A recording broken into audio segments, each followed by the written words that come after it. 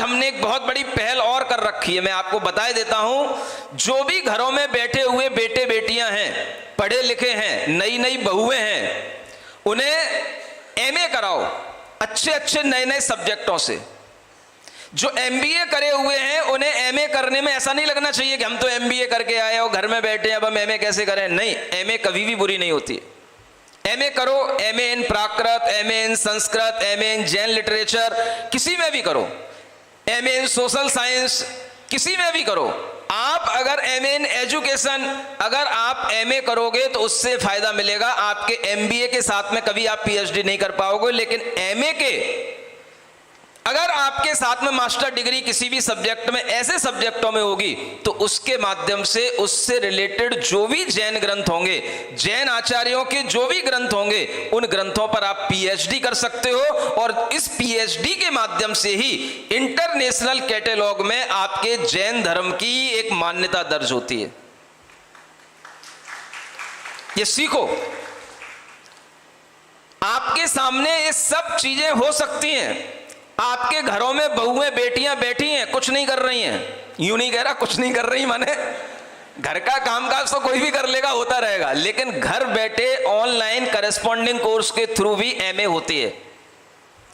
बड़ी बड़ी यूनिवर्सिटियों से हो सकती है, इग्न्यू से हो सकती है, इधर तुम्हारा दमोह में एकलव्य है उससे हो सकती है, आसपास तुम्हारी रीवा की यूनिवर्सिटी है वहां से हो सकती है। वहां पर भी एक जैनिज्म का डिपार्टमेंट बन सकता था, वहां पर भी कुछ बात हुई थी, लेकिन वो सब बातें समाज की कमजोरियों के कारण से पड़ी रह जाती हैं और कुछ काम नहीं होते हैं।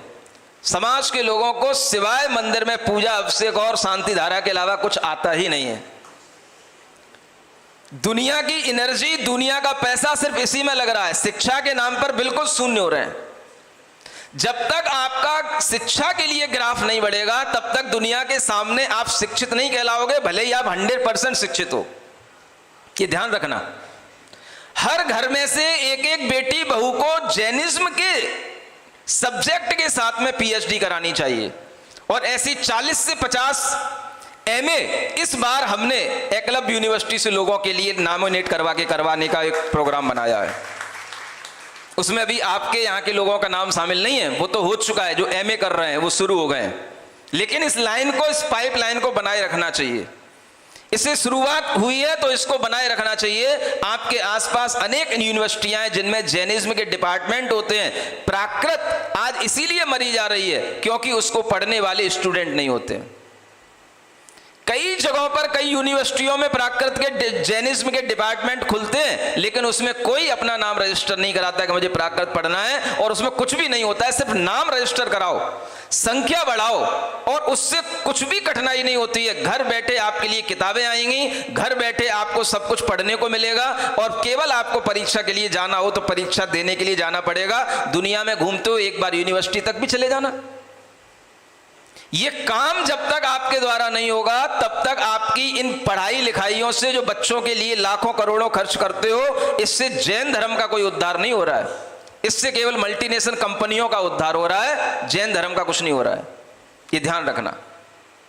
आज आपके सामने ये चीजें हैं, आप इन चीजों के माध्यम से अपने जैनिज्म की श्रद्धा अपने बच्चों तक पहुंचा सकते हैं। बच्चा किसी भी तरीके की फैकल्टी के साथ में पढ़ा हुआ हो, स्ट्रीम के साथ में पढ़ा हुआ हो, उसे एमए किसी ना किसी ऐसे सब्जेक्ट में कराओ जो आगे चल करके वह पीएचडी करे, और पीएचडी करने से ही उसे समझ में आएगा कि जैन ग्रंथों में क्या लिखा हुआ है।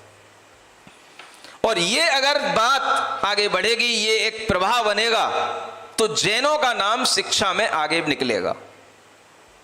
और जब तक आपका नाम शिक्षा में नहीं आगे आएगा, आप शिक्षित होते हुए भी अशिक्षित कहलाओगे लोगों की नजरों में। ये ध्यान रखना, ये सीख लो, और इसी तरह की बातों को क्रियान्वयन करने की योजना बनाओ।